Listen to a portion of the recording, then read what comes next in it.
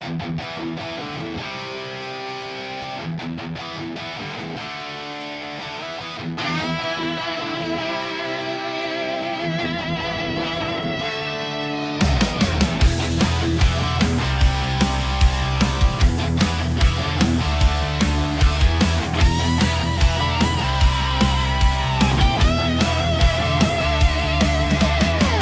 piju 30 kapetana u Karlovcu, Bijelome gradu.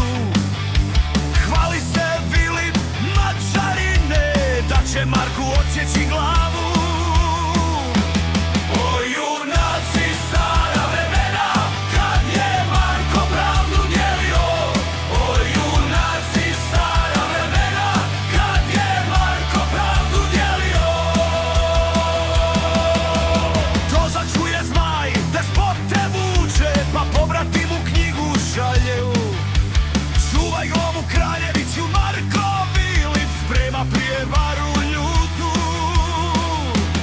O junaci stara vremena, kad je Marko pravdu dijelio. O junaci stara vremena, kad je Marko pravdu dijelio.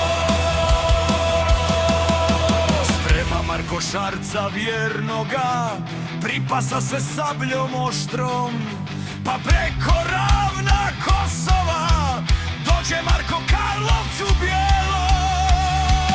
O junaci stara vremena, kad je Marko pravdu dijelio. O junaci stara vremena, kad je Marko pravdu dijelio. Umehani Marko vino pije, a Vilip ga silom napada, al se sablja Marka ne da, na dva djela Vilip pade. O junaci stara vremena, kad je Marko pravdu dijelio. O junaci stara vremena, kad je Marko pravdu dijelio.